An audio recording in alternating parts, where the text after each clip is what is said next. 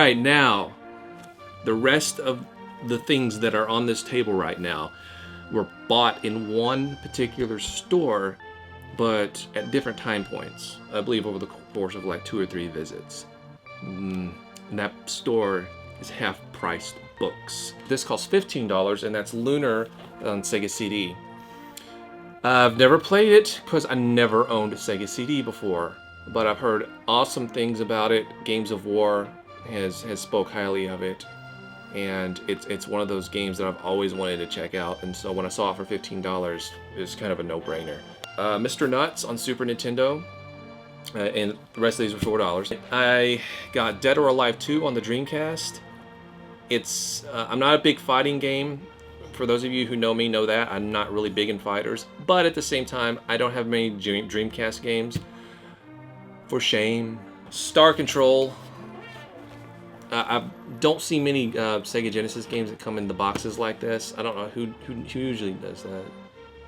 I don't know who developed this, but anyway, I've never heard of it before, never seen it before, so I got it. It's not too terribly rare, but it's not common either.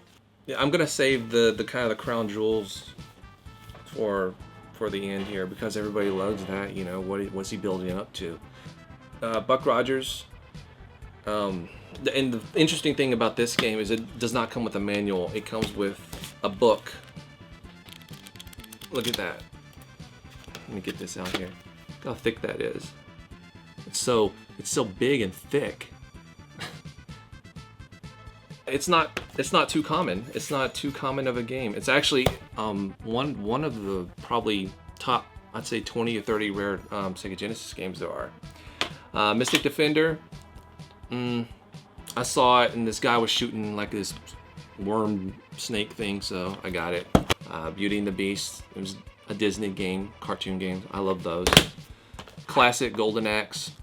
This is actually another copy. I had this before, but it was in that stupid Sega Classics case where it's all deformed and stupid looking, but now I finally got the original release, so that's cool. Great game, by the way. If you've never played Golden Axe, it's definitely a classic on the Sega Genesis. Let's see. I got Castle of Illusion. I've already explained my thing with Disney games. A super classic on the Sega Genesis. A game that you must have. You must have this game. Streets of Rage. I'm not even going to try to pronounce this. Okay, I'll try it. Herzog Zwei. It's a pretty uncommon game. Oh, a phone is ringing. My wife's ringtone is the Munsters.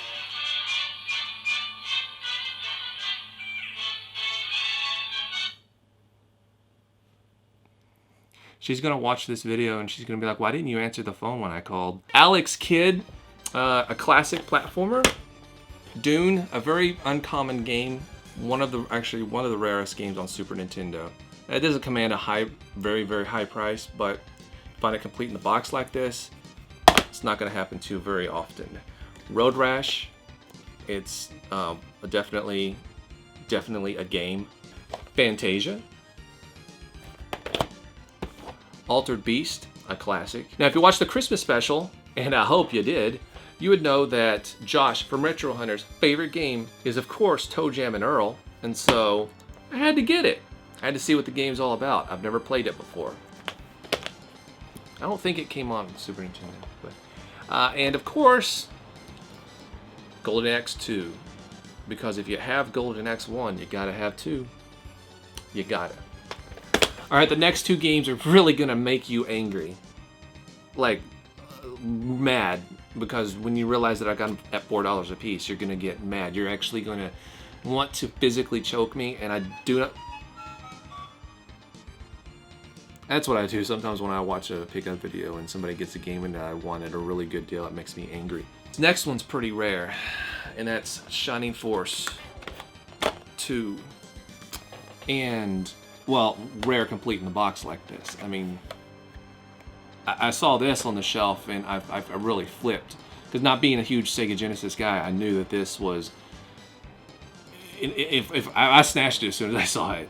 It was actually, the funny thing is, all these games right here were purchased at the same time. And they weren't originally on the shelf. So I walked in, I saw that they had nothing on the shelf. I was like, crap. I was about to walk out. Well, this lady is restocking the shelves. She's pushing this little cart around. She's got her little cart. She's pushing it around. And on it, I see this stack of Sega Genesis games. And I'm like, oh, okay, well, nice. So I'm going through it, and I'm just seeing, holy crap, Shining Force 2, Shining Force. I'm seeing Dune. I'm seeing all these freaking games that are very uncommon and good. And I was like a kid in a candy store at that point. I had to grab a basket. I never grab a basket at half-price books, but I had to. Whew, yeah.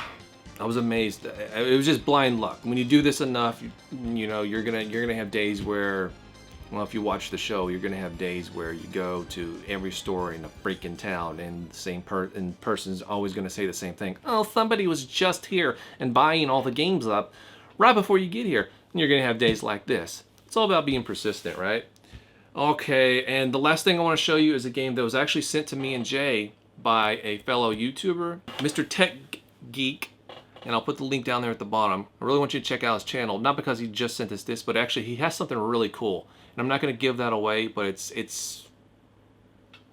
he sent us, he actually sent me, both me and Jay, our custom